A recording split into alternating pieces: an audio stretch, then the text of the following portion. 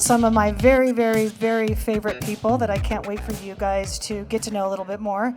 I'm Michelle Galina. I am the Principal Product Marketing Manager for After Effects. The three of them actually helped me form what we were going to talk about today, which is creativity and motion, and how do you propel your creativity as it evolves over your career. What would you say is the key to being successful in this industry?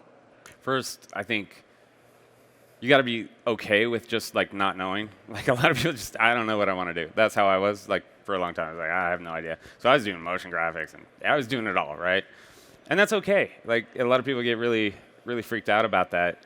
I was given the advice that like, hey, if you've got a lot and like you want to like just focus on one, just pick one and do it for 6 months, but like go all in on that one. And if it's not the right thing for you, then it won't take you anywhere. And you can pick another one for another 6 months, right? But often what happens is because you go all in, the right thing will kind of find you and drag you along to where you're supposed to be.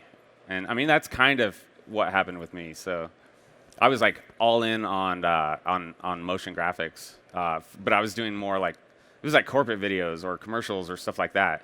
And then I was just kind of like, well, it just doesn't feel as special as I want. You know, I want something just really just crazy and out there that I could never. And that's when film and design came, and I pictured those two. I saw those two together, like you with the titles. I was like, wow, yeah, those two together, perfect match.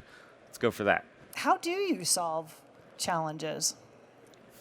Anybody want to go first? I did a presentation earlier today, and one of the things that I talked about was how doing a lot of different things helps you in ways that you don't really know, right? Like it was funny because I looked at this project I did, and I kind of compared it to the tutorials I've done over the last 10 years. And there may or may not have been some similarities, a lot of similarities, almost plagiarism.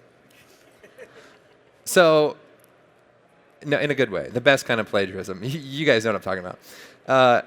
But what was great about it is looking and saying, hey, I learned a lot about refraction when I did that like glass thing, and I learned a lot about physics on this thing. And then when you are faced with a more ambitious project where all of those things are kind of interlaced and you have to blend them together and create something cohesive, you'll be able to draw on those different problems and different solutions. And so I think there's never something that I did, even if it didn't work out, an experiment, a tutorial idea that didn't quite go anywhere.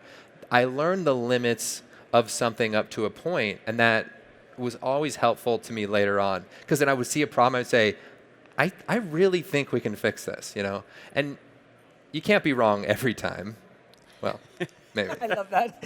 What do you think are some really essential tools or essentials in terms of you designing something that you will think will always be relevant? Developing your own library. Like I'll find a new book and I'll send it to him. I was like, hey, have you seen this one yet? Or we'll exchange with whatever topic we're researching at the time. We'll exchange different books that have helped guide us and have strong design principles and learnings of the past. That still not everything is on the internet. Actually, contrary to popular belief, the books actually have a lot of gold that might set you apart from other artists who are only looking on Google, right?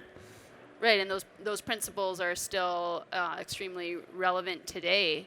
And then it's looking at in the real world, because our job is so random. Like you are all of a sudden expected to be an expert in this really random It's my thing. favorite part. And that's me too. You gotta pretend to be an expert in something. Because you get to learn all about the specifics of very, very random things.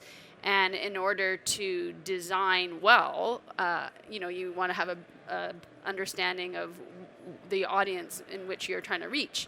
And Jace was the guy who got me onto getting into softwares that are used in specific fields, like designing better maps. Where better to look than cartographers who use software in order to design real-world maps. It's been such a pleasure. I so appreciate each and every one of you. Thank you. Thank you.